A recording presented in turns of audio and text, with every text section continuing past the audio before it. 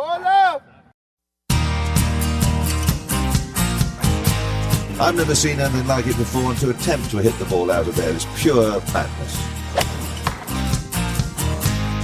The winner of the gold medal and the champion golfer of the year is Cameron Smith.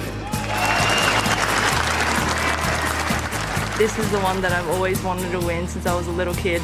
So it just feels pretty amazing to be able to get it done today. It's amazing that it's my destiny to be the first Aussie to win. Just incredible. Hello and welcome to episode 102 of the Playing from the Tips podcast, Golf Australia Magazine's proud production, he says proud without any knowledge or permission, that traverses the globe to bring you all the latest information, oil and otherwise on professional golf and the odd occasionally helpful winning tip. Jimmy Emanuel here, sitting in the Gold Coast in a hotel, but soon not to be, with more on that shortly, as we cover off on a huge week of golf that covers New Zealand, Hong Kong, America, China, and of course, our favourite SoFi Centre. Helping me to explore all that action and so much more is a man who couldn't and wouldn't abandon a podcast in one of its busiest and craziest weeks, and again, more on that shortly, and who the forecast conditions for the Gold Coast wouldn't budge in podcast terms as the bedrock of this show, Rod Morri. Thank you, Jimmy. It's very kind of you. They're all very nice things that you've said there. That's a refreshing change. Yeah, well, it's a lead into the next, because there's no other introduction, because unlike you, our bedrock, Adrian Logue is a mere skipping stone in the podcast world, bouncing from country to country and commitment to his show and his friend, and is not here. Yeah, absolutely. Well, he's what they might call a flip-flopper. He just, wherever the breeze goes, that's where Logue goes. He'll get a better offer here, or he'll just go over there, just leave you in the lurch. Thanks, Logue. Well done, mate. Really appreciate your help. Exactly. And breeze is probably a good entry, because we're going to go off the top and cover what would have been the absolute top of this show for us, the event we would have been talking about first and probably most, and why I'm here in the Gold Coast, was the Australian WPGA Championship, which was set to be played as a standalone event for the first time this week at Sanctuary Cove Golf and Country Club, which is no longer. As of Tuesday morning, publicly announced that a Cyclone Alfred, a Category 2 cyclone, is going to make landfall in the Gold Coast, and it's going to make it impossible to play a golf tournament. So the golf tournament has been cancelled without a ball struck. Oh, that is just so cruel. For an organisation that's doing everything they can to lift their profile and put on events and make the game better and give opportunities, that's when the weather bashes you. We saw it in the Australian summer. There was a couple of tournaments that just got belted by weather. There's literally nothing you can do. Tournaments and tours make all sorts of mistakes with stuff that they do. The weather you can't blame them for. That's just cruel. And I assume, Jimmy, all the players are already assembled there, all the officials, the volunteers, everybody turned up? Yeah. Wow. Yeah, I arrived early, first thing yesterday morning, straight to the golf course, because these discussions were starting to be had. Players everywhere practicing in largely sunny conditions on Monday morning. So, it's hard to then get that message across. The tournament infrastructure that was in place was some of the best I've seen. The tournament signage and everything, just the way it looked. Yeah. The golf course, the Palms course, was the host venue. I've played a lot of times, I've been here a lot of times. I've never seen it look better. There was a festival of golf being held down at the marina. It all looked magnificent. And then with experience from the Australian PGA at Royal Queensland, where a day was lost, everyone was getting ready. And then with the updates coming in almost hourly from a meteorologist, the signs had to start being pulled down, because they were about to become basically nature's weapons. Because issue, you just can't have people. Yeah, you can build marquees and they can withstand a lot, but they can't withstand what is going to be 80 to 120 kilometre an hour winds from Thursday, potentially Wednesday evening, 400 mils of rain Thursday, Friday, Saturday at this stage. So it basically, for those who don't know, the Gold Coast floods. The golf course is on a floodplain. There's one road in, one road out. To have safety is the key, and that's where it's a good decision. I'm involved in it, so I'm probably biased, but safety was the focus for the players, safety for the staff, safety for fans. It's the only reasonable decision. And if the cyclone, which people outside Australia may not be that familiar with, if the cyclone doesn't do as significant, it might not look that smart, but if it does what we think it is, it's genuinely the only decision. Well, it puts golf in perspective too, doesn't it? There are people up there who could well be in trouble with their houses, businesses. There's a lot more important stuff than just golf. But there's a lot. People don't know the work that goes in at the back end of a golf tournament. That is just so that's a gut punch for a probably 100 people who've devoted a real lot of time at least to make this happen. You know, so aside, yeah, that's a real shame. Really feel for Karen Lunn, CEO of the WPGA Tour, the people at Malfa, the people at the golf club, a few others, Louise Marr, who's the tournament director, who's put her heart and soul in this for months. And then, the Gold Coast itself has 6 outdoor events this weekend. They've got the first round of the AFL here. They've got, NRL games. No, I don't think I'd be surprised if all of it. And golf's been a leader in a rare sort of a change and stood up and made the decision first. And I think the others have got a bit more time, haven't they? If they're not onto the weekend, they've got a bit of time to sit it out and they can make a decision. But a golf tournament, like you said, the infrastructure that those billboards are dangerous. You got to get that stuff down. You don't just wait for it to hit. You got to pull it apart. Yeah, that's heartbreaking. And with rain and a flooded golf course, it takes probably 24 hours sometimes to get a golf course back to ready. That's not even considering trees and everything like that. So yeah, it's a big sort of a situation. That is such a shame, Jimmy. Such a shame. It is. Really disappointed about that. So we are going to leave that one and we will reflect on that at another time. But to lift our spirits a little bit, a few of the highlights from last week, and I think it's impossible to go anywhere but Ryan Peake at the New Zealand Open. Went global, rightfully. Extraordinary story. I feel a bit sorry for Ryan in some ways because having got his life back on track, he's now going to be constantly dragged back to probably the lowest time in his life to talk about, which he didn't seem, and I understandably so, he didn't seem that keen to really explore too much, Jimmy, and I don't blame him in a lot of ways, but I would think that lots of people have taken quite a bit of inspiration from that story. That you can't get much lower than doing time in prison in a personal life. It's just, that's rock bottom, surely. Yeah, I know Ryan very well, actually, and I do know, obviously, his story, and I've fielded quite a few inquiries and everything like that, and he's comfortable to talk about it. He's always said it's his, he has to own it, and he needs to talk about it, and is very, open and honest about it, but he doesn't, he sort of says, it's my story, I'm back playing golf, that's what I want to do. And I do feel sorry for him that it's such a remarkable story. It got global attention, and it's going to be not Ryan Peake, Western Australian golfer. It's going to be former bikie or jailed Ryan Peake for a long time. But it was a remarkable finish. It was a remarkable effort to win. I mean, just to get his golf game back to where it is by this stage. And Richie Smith deserves the highest of praise for reaching out and getting him going. And, Richie was on a FaceTime with one of his others, Elvis Smiley, sitting there ready to go as soon as he won. And you could see the player response. Yeah. They were all there waiting for him. They were all messaging. It was special. It's man bites dog stuff, isn't it? That's the old saying in newspapers, a dog bites a man. It's not a story. You expect it. When a man bites a dog, that's expected. You don't expect former motorcycle club members who've done time in prison to be playing golf, let alone playing golf at a high level and winning a national open. It's a fabulous story of redemption. It was always part of the key. Apart from Tiger's extraordinary skill, he was different. He was a black golfer in a very white world. So that's the first sort of curiosity. There's man bites dog stuff about that. And look, good luck to Ryan. Fantastic. And as you say, good on him for owning the story. I just do feel he's probably going to get tired of fielding questions because we in the media are hopeless. We will just bang on about that constantly. You'll get pigeonholed, and that's unfair because he's clearly a player of considerable talent. An amazing junior as well, and it's a remarkable story. There was some other highlights as well. Claire Shin, who I think a lot of people wouldn't know much about, beat Steph Bunky in a playoff for the Athena. It all sort of went a bit pear-shaped for Steph, who's an absolute superstar potentially with the way she plays the game, and she yet again just falls at the final hurdle. But Claire Shin's 19, turning 20 this year.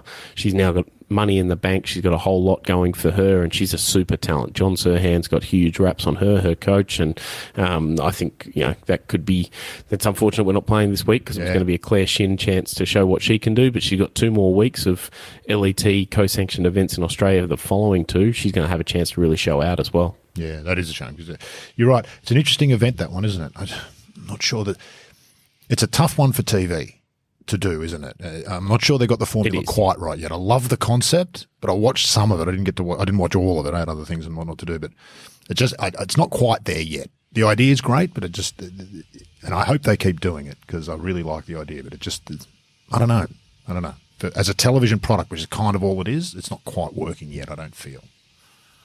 No, it's different, and it's one of those things of you continue to learn, I think. Laurie Cantor was probably also another highlight. Ditched by LIV Golf and nearly won the South African Open, shortened to 54 holes because of the own weather event, lost in a playoff. But Laurie Cantor's sort of continuation of his improvement and showing what he can do has been pretty special, I think, the last couple of weeks. No question. He's really built himself into a very, very, very good player in the last 12 months and will be the first former LIV player to tee up in the Players' Championship, which is because he gets into the top 50 in the world, so he'll get into the Players. And that's, I suppose it's probably telling, isn't it, about the golf world's moving back towards that. If that had happened 2 years ago, it would have been a massive story and they would have done everything they could to keep him out, but it's not the case anymore. So you can see that everything's softened in that department and we'll see what unfolds. But I think if you listen to the Chipping Forecast podcast with Eddie Pepperell and Ian Carter and Andrew Cotter, which a lot of people of my generation do, Jimmy, because they speak our language, unlike some of the kids, we can understand what they're saying. Pepperell's very good mates with Cantor. They had a falling out when Cantor went to LIV. They've patched that up and they're very good friends. And he talks about Laurie Cantor and his potential, and he's got some really good insights. So, yes, well done, Laurie Cantor. For losing. Absolutely. There we go. You don't have to congratulate him for losing second. That's right. Fabulous effort on his part. Well done. And on last week and highlights, we recorded one top 10, but we are taking our chances to do our number juicing with TGL before the season ends. Mm-hmm. So we had 4 wins there. Yeah. So we now sit at 15 wins, 22 top 10s for the year. Rod, numbers unrivaled by a podcast with a host at an event that won't be played in Australia. That is my understanding, Jimmy. I can't confirm, but that's my understanding. I'll check it out and come back to you next week. But I'd be very surprised if there's anybody else in that situation. There's no one else here yet, so I can guarantee it's almost 100% true. Let's dive into this week, and we will start quickly at home with the Challenger PGA Tour of Australasia, which stays in New Zealand for the New Zealand PGA, or more specifically, the Wallace Development New Zealand PGA Championship at Hastings Golf Club. Wallace Development, they got a manifesto. That's the first thing that comes up when you Google them. A manifesto? They specialise in commercial property development and investment, apparently since 1982. That's what their manifesto says. I like that. We should have a manifesto for playing from the tips. We should definitely have a manifesto. That might be a job for this week. Well, you've got time on your hands now, Jimmy. There's no golf tournament. Yeah, well, so you can come up with a manifesto for playing from the tips. Yeah, perfect. Exactly what I want to do. Hastings Golf Club is in the North Island in New Zealand. Sits next to an aerodrome. And anyone who's been to New Zealand previously and might have played, I've got a lot of Kiwi Golf Pro mates, and I know this place is not necessarily Hastings, but Bridge Par. They always used to call it Bridge Par Golf Club. Okay. So if you talk to a Kiwi of my age or older, they'll call it Bridge Par. Don't know why, but they do. So very typical kind of New Zealand, slightly regional golf. A lot of trees, really lush green grass, very flat property. Nothing like what we saw last week at the New Zealand Open, basically. Yeah. And although the scores were low there because it's a prime, scores will be even lower here, I'd suggest. They'll kind of go nuts here and make a lot of birdies and hit it over corners at dog legs and all that sort of stuff. Field's actually pretty good. So it's not a huge prize purse, and there's a couple of events coming in Australia for the tour to finish up, but Order of Merit is what this is all about. And so there's quite a few, including last week's winner Ryan Peake, Jake McLeod, who's been one of the standouts without winning, is there. Nick Vogt, the winner in Sydney a couple of weeks ago. Josh Geary, Vic Open champion. Corey Crawford, Phoenix Campbell, Jack Buchanan are all there. No Elvis Smiley because he's going to have other things on, but he may come back to play the national tournament, the final tournament of the season, to secure the Order of Merit because there's major championship starts on the line. He's already got a DP World Tour card, but there's plenty to play out there. And then you've got your other regulars, Jack Carter, who's been a constant presence on leaderboards, Anthony Quayle, everyone's favourite golfer, who's on the road back to success after some tough times in Japan. Justin Warren had a good week last week as he comes back from foot surgery, and a lot of locals, including a little tournament invitation for Tim Wilkinson, left-hander, who many will remember played on the PGA Tour for years and years and years. Injury dramas. He's getting ready for senior golf, so he gets a start. There's a couple of other local New Zealand invites, and then Charles Tour provides a few. There's a bit more of a sort of an international flavour because obviously there were some Asian Tour players in town last week, so a few of them get an invite. So Miguel Cabello, Dodge Kemmer, some of the regular Asian Tour guys, and then lots of locals. So we need to find out who's going to win. Rod, I think it's going to be Jake McLeod. Who do you think? I'm on Jake McLeod until he finally knocks one off, Jimmy, but because you've picked him, I won't. I agree with you. Although, he's got to win one before the end of the year, doesn't he? Everything points towards that, but I agree. But once again, I'm going to cheer for the story, Jimmy, as I did last week with Michael Hendry, and I really like Justin Warren.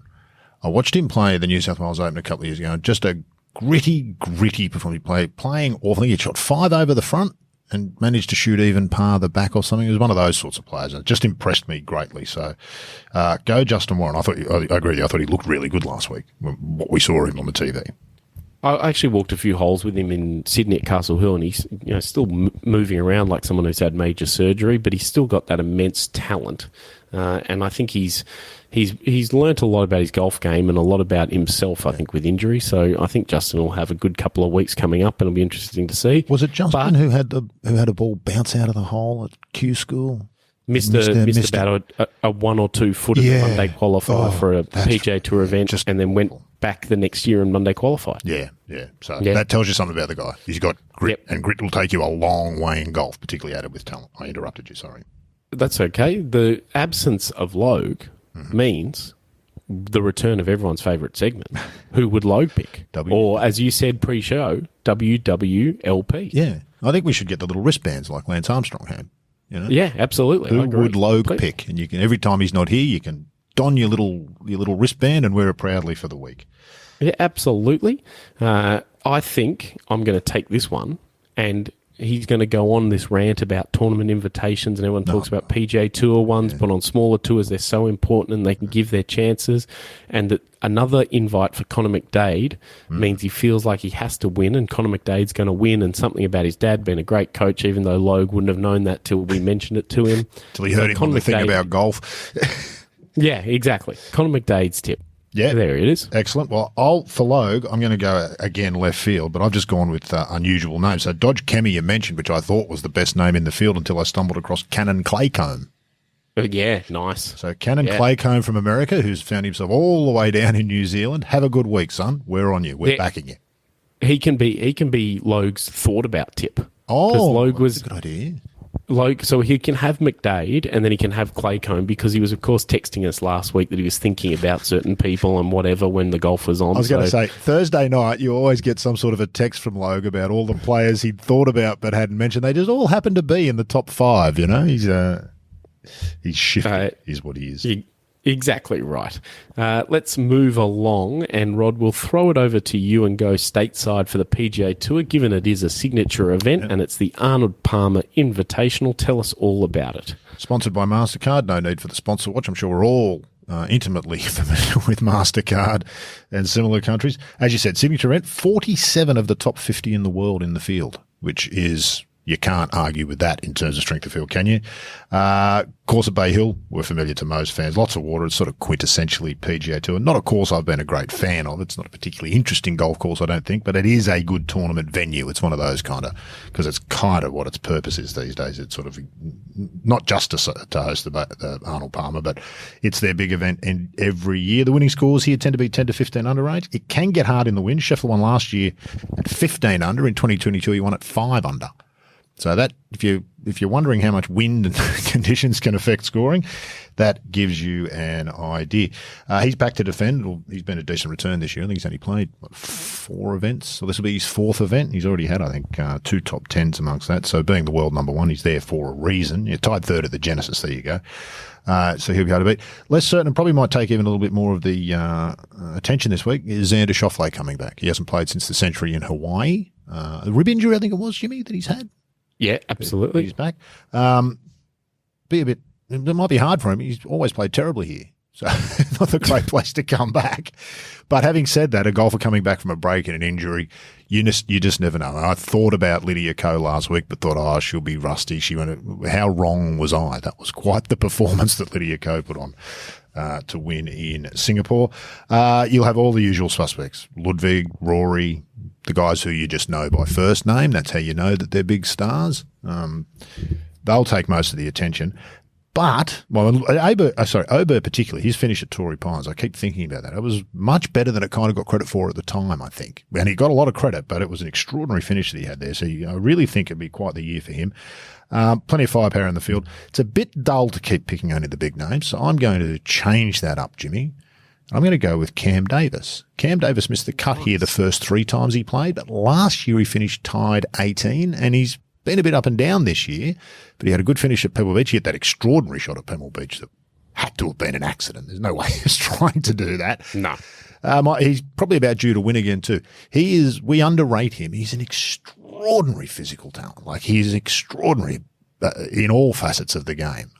He's strong. Justin Ray did a thing about him a couple of years ago when he was a rookie, and he was in the top 5 for like 5 statistical categories, almost unheard of. So he'll bob up and win occasionally, and this is the sort of tournament he's ready to win now. He's won a couple of standard PGA Tour events. I wouldn't be surprised to see him get it done this week. Nice. I'm going to stick Australian as well. I'm going to go with Jason Day. I thought about Jason Day. I gave serious thought to Jason Day. I think we've said it a bunch of times already this year. Jason Day is going to have a year, and he's very much, everyone might have knocks on Jason and his Australianism, to coin my own word. He's very much, he lifts for big PGA Tour events. For whatever reason, he does. And this is becoming one, always was one when Arnie sat by the 18th green. Idolises Tiger. Tiger used to win here for fun. Jason's played some okay golf here in the past as well.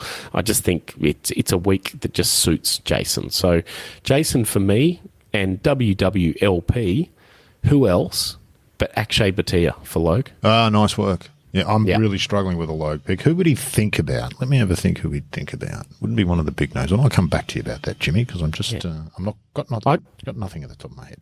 In turning my brain to Logue and seeing Bhatia, my other one was the name that just stands out again because it's different, is Austin Eckroat. Okay. I have a feeling Austin Eckroat would have, engaged Logue's brain briefly. Yeah. Would you gift that to me? Can I have Eckroat? Yeah. Okay. You can have Eckroat. Thank you, mate. There you go. It's teamwork, you see. That's something Logue doesn't understand. I was just about to say, yes, it wasn't in that for all of us. Moving on again, and LIV Golf returns to action after its showpiece, even though it's not officially a showpiece in Adelaide. That's without question their best event. They go to Hong Kong. And they go to Hong Kong Golf Club at Fan Ling. Hong Kong Golf Club will be exceptionally familiar to anyone who watches a lot of professional golf and anyone in Australia, because it's always been a great time. It's just been a regular Asian, European, every kind of tour that's played down here host. It's got a long, long history of hosting tournament golf of all sorts. It's quite fascinating in terms of a golf course, of tree-lined and narrow with water, and it is a very interesting golf course with a 18th hole that is instantly recognisable, where you drive it down the bottom of the hill and you pitch it across the water, and you hit something like a 9-iron or a wedge that can, go to a foot and win the tournament, or leave up on the top edge and leave one of the worst putts that you ever want to deal with. So long history, and it's very smart of LIV to sort of jump in here. It's not jumping into a national open like many people suggested they would to get some credibility, but it's jumping into a place and a country with history of hosting golf tournaments. Your players are the same players, of course. We say that every time with LIV. Bryson DeChambeau has had success in Hong Kong as a team with his crushes. Cam Smith's won the Hong Kong Open before. There's a lot of players in there with experience. Ian Poulter used to play a lot in Hong Kong, Lee Westwood, those sort of guys, but it remains those sort of Bryson. Brooks is a fascinating one as we get ready for the majors. Dustin Johnson, another. Patrick Reed's played well in Hong Kong and played there quite a lot before. And then Joaquin Niemann is just, again, in another level. He's I think far and away the standout player. He's LIV's Laurie Cantor is what he is, Jimmy. LIV's answer to Laurie Cantor. He's a guy who's really just, his game is really, he's the one that stands out whose game has improved, it would seem, exponentially since he went to LIV. He's just got better and better and better with each passing year. So we need to come up with a tip, and I've got a tip that is based off the fact. Mark Leishman went from Adelaide, went back to Warrnambool. He mowed and rolled the cricket pitch at his local home ground. Like, that's for anyone who doesn't know Leash that well, that's like a kid at Christmas. Yeah. just Should have been a pushing a greenkeeper. big roller around. Should have been a a greenkeeper. greenkeeper. May retire yet. and be a greenkeeper. His dad, Paul, I think, still works in the pro shop at Warrnambool Golf Club. So you never know. Leash might be back and working on the green staff there when he gives away playing the game for a living. But he is playing some genuinely very good golf, Mark Leishman. He was very good at the Australian Open to end the year. He wants to try and play some majors. He's playing some good golf. He's in the Open Championship courtesy of Australian Open. He's been driven by the improvement of Lucas Herbert since joining Ripper GC. Leash doesn't want to be the worst player on his team. Yeah, so he's danger of relegation if he doesn't lift his game in. There's an incentive there to get cracking. Yeah. So I think Mark Leishman in Hong Kong. It's funny, I went to have a look at the LIV thing to try and make my pick, which is a bit difficult in some ways. It's hard to find, but I did find, and I was actually going to pick Leishman myself because he is the leader of off the tee on par threes. He's leading the field. That tells you his iron play is good. And iron play in Hong Kong is going to be really important. So I really like your tip there. Given that you've taken that, I'm going to go with Patrick Reed. I think this is the sort of course that really, just sort of suits Reed. There's lots of little corners and bends and dog legs you can move the ball. And he's one of those players who really does interesting things with the gobble. He hasn't been in his best form for the last bit, but that doesn't matter with a player like Reed. So I'll go with Patrick Reed. Nice. And then, of course, we talked about him constantly in Joaquin Neiman. Logue's a big fan. Yeah. Logue looks a little bit Chilean. Yeah, that's a good point. Swarthy kind of complexion. Yeah. So he's going with Joaquin. Yeah, good work. Good work. Nice work, Logue. You've added plenty to the show as always. We're going to continue on our little odyssey of the world, and we're going to go to China this time. LPGA continues its Asian swing, this time at the Blue Bay LPGA, and you've got some details for us, Rod. Man, there's some golf on this week, isn't there, Jimmy? We better lift our game and start Yeah, getting through because there's really a lot of golf to get through. Last of the Asian. Considering we cancelled one. That's exactly right. Yes, indeed. Yeah, it's we might talk about that another time. Just the busyness of the schedule around the world. This is the last of the Asian swing tournaments. The Blue Bay LPGA in China. Men's tours could probably learn a bit from this Asian swing. I think the LPGA tend to do it well these 3 weeks. Although I must say, the field this week is not as strong as what we saw the previous 2 weeks. We know Nelly Corder skipped all of the Asian swing events, and she'll come back in America a bit later this month at the Ford Championship. The course is the Blue Bay Golf Course. Looks a lot like Hawaii. It's on Hainan Island. There's quite a bit of golf on Hainan Island, but it looks very different to the golf we've tended to see out of China over the years. And so for that reason alone, it's always been interesting to watch.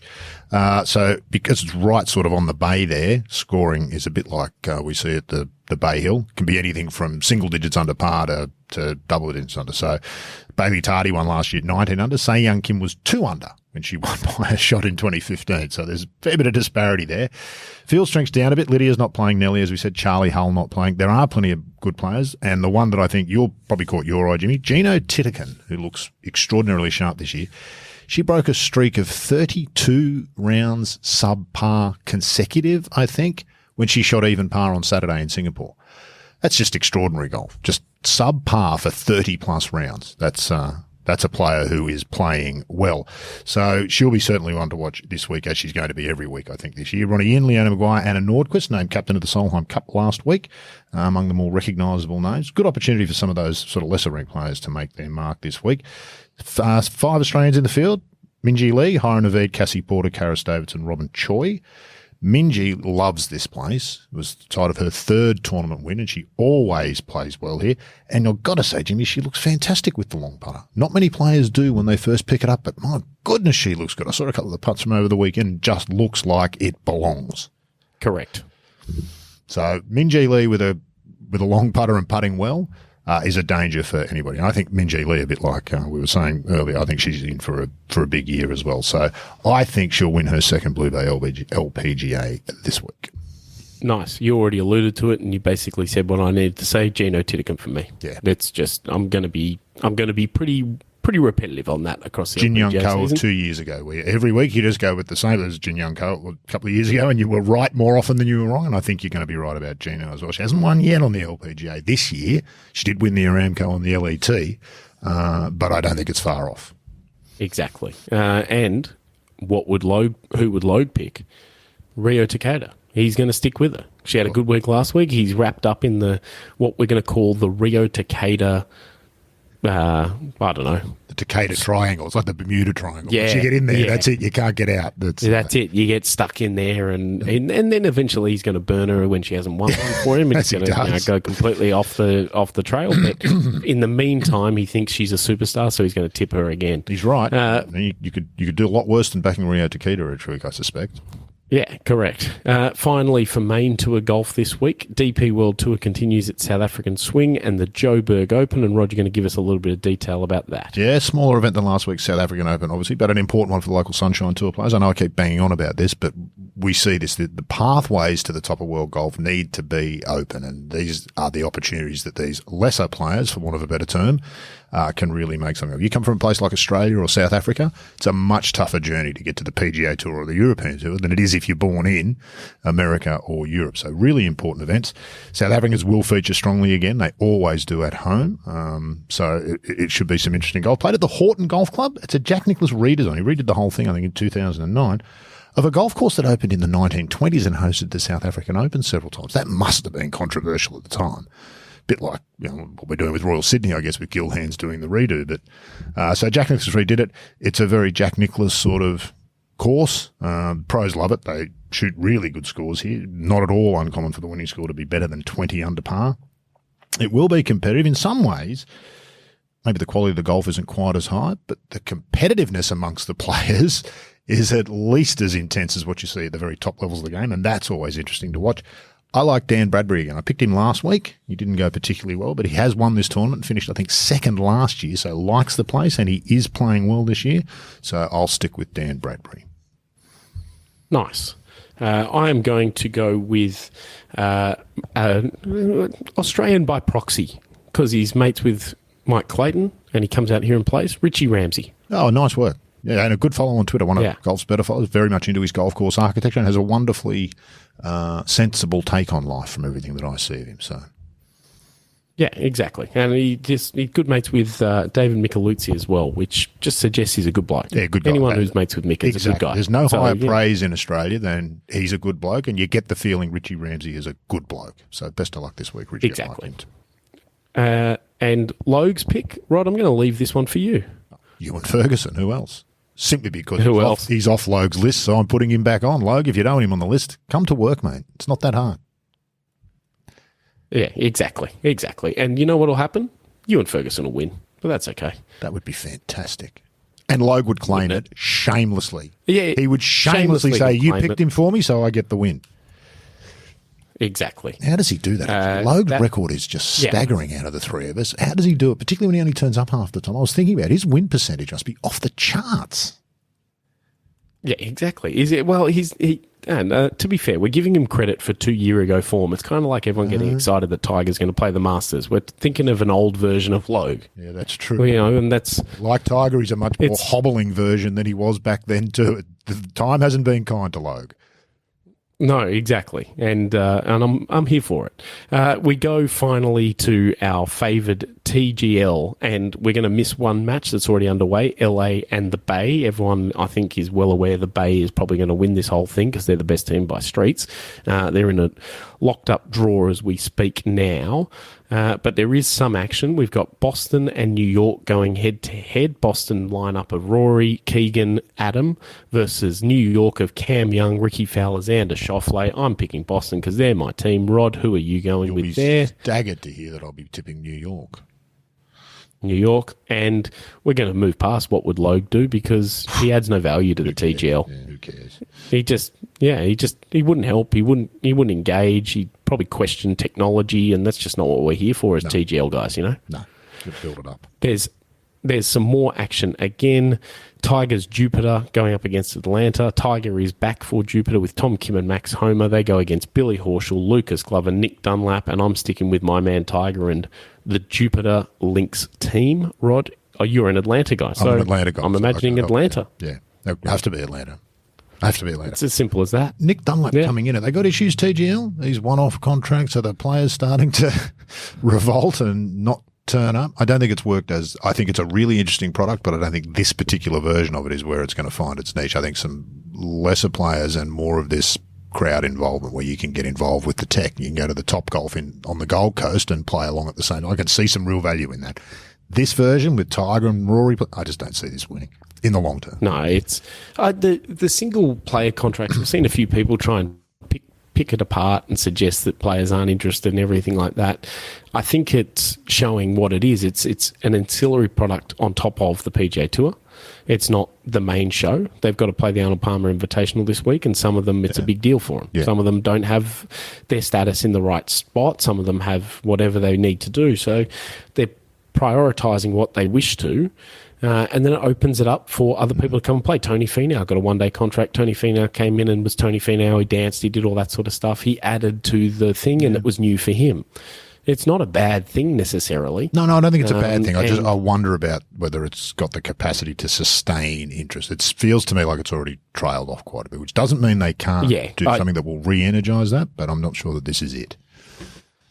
It's one of those things of how long is too long, I think, with the TGL season. You look at the teams, there's only so many teams, they'll play each other a couple of times, they'll get to the playoffs and they'll all play each other again. So it'll be a refining. I think it'll be a bit of a learning as to how they do it and what they do with it. So it'll be an interesting watch over the next little while, I'd say. Min Woo just hit it in the drink, by the way. Min Woo just hit it in the drink on a par 3 there. He didn't look happy about it. So that will just about do us for episode 102. Rod, I think we'll both I'm going to head away and try to get on a plane, to be honest. I can get out of Jimmy. That's exactly right. The path of Cyclone Alfred. Maybe I'll come in and given I've got a bit of time this week, I'll work on our manifest and I'll come in and I'll volunteer as a podcast studio rebuilder, given I'm assuming it'll be some kind of project happening this week. Always so do some of that. Jimmy. If you're not moving forward, you're falling over. Exactly. So Logue will be potentially back next week. Who knows, as he skips his way across the surface of the river that is life. That's why I wanted to call him a skipping stone, so I could do that. Nice. Yeah, I thought it was poetic. Yeah, it was. I liked it. Thank you for listening. We'll be back next week on Playing from the Tips, but you can also follow all the action and more we've talked about today on the Golf Australia magazine website, golfaustralia.com.au.